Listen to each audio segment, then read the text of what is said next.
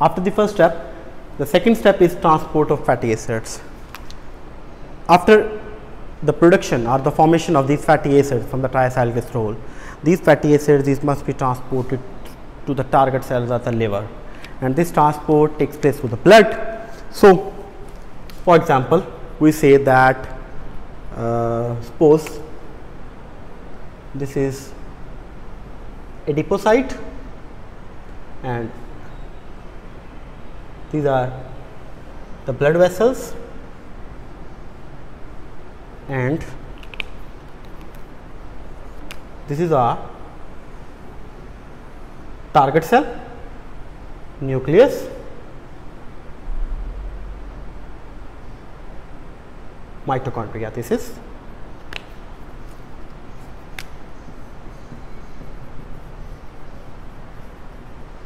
mitochondria. This is our target cell. This is blood vessel. Suppose this is adipocyte.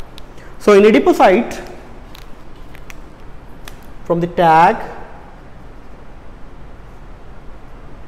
glycerol plus fatty acid was produced.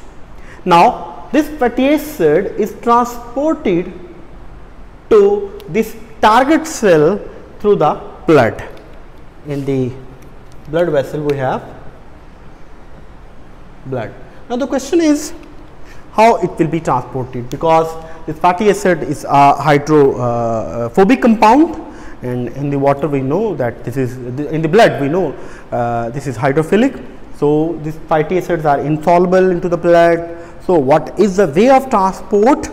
In the way of transport of this fatty acid to the target cell is through a carrier protein, In the blood we have carrier proteins. In the blood we have the carrier proteins. For example, these are carrier proteins. These are red blood cells, and in the red blood cells you can say these are carrier proteins.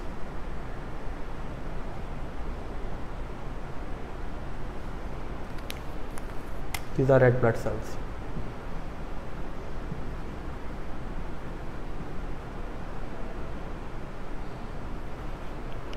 So, what will happen?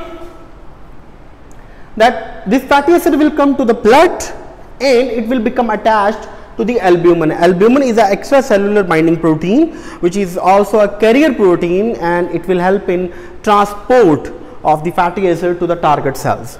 So, fatty acid is coming into the blood. Suppose this is fatty acid and this is carrier protein. Fatty acid, this is carrier protein. Fatty acid, this is carrier protein. Fatty acid, this is carrier protein. So, when this complex fatty acid plus albumin, the carrier protein is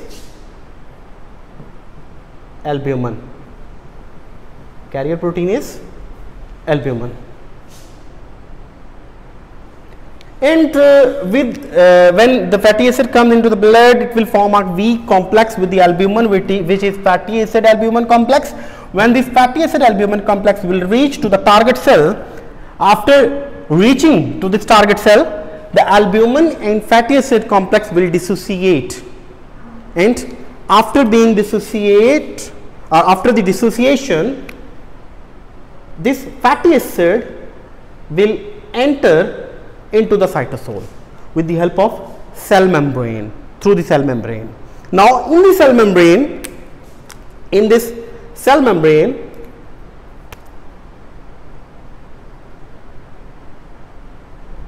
in the cell membrane, as you can see, there is a transporter protein.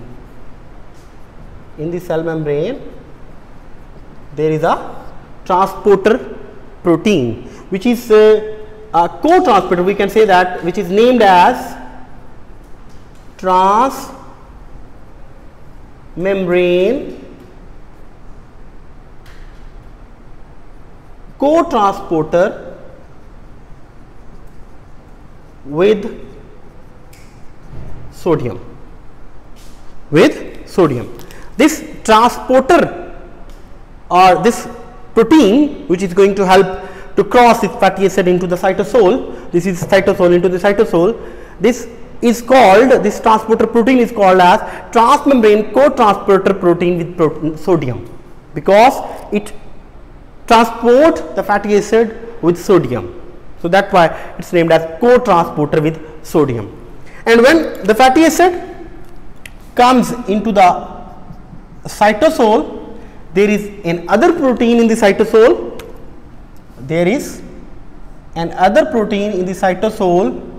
Which we name as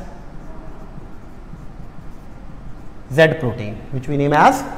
protein. Now, this Z protein, which is the intracellular binding protein, it will become attached to this fatty acid.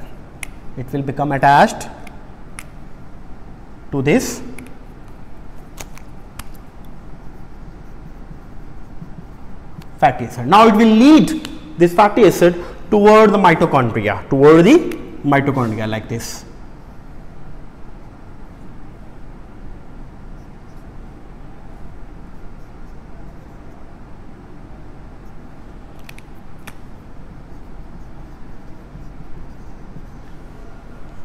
Is that clear? So this is the transport of fatty acid. Fatty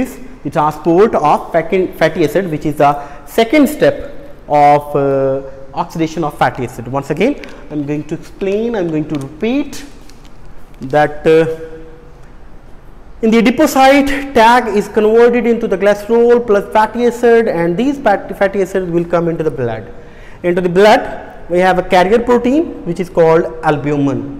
Fatty acid will form a complex with albumin, which is a weak fatty acid albumin complex, like you see in the diagram.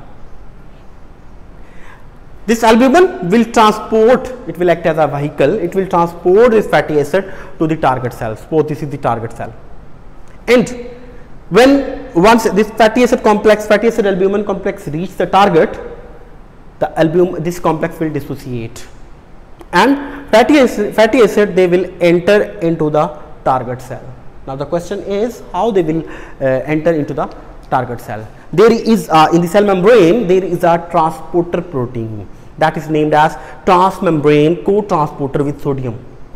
This protein will help in the entry of this fatty acid into the cytosol. This will help this fatty acid to enter into the cytosol.